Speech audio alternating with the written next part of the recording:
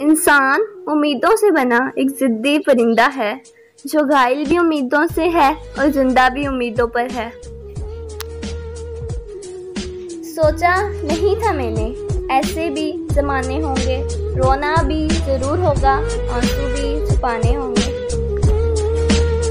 हमेशा अपनी छोटी छोटी गलतियों से बचने की कोशिश करो, क्योंकि इंसान पहाड़ों से नहीं पत्थरों से ठोकर खाता है।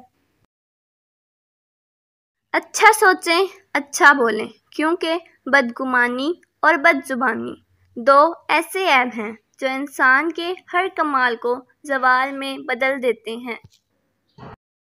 मोहब्बत देख ली हमने ज़माने भर के लोगों की, जहाँ पर कुछ दाम ज़्यादा हो वहाँ इंसान बिकते हैं।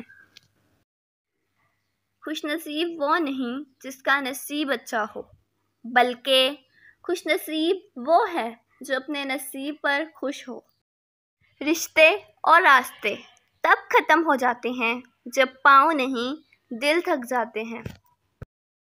तुम पानी जैसे बनो जो अपना रास्ता खुद बनाता है, पत्थर जैसे ना बनो जो दूसरों का रास्ता भी रोक लेता है।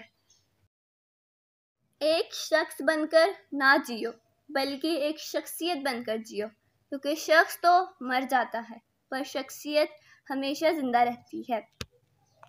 एक शख्स बनकर ना जियो, बल्कि एक शख्सियत बनकर जियो, क्योंकि शख्स तो मर जाता है पर शख्सियत हमेशा ज़िंदा रहती है।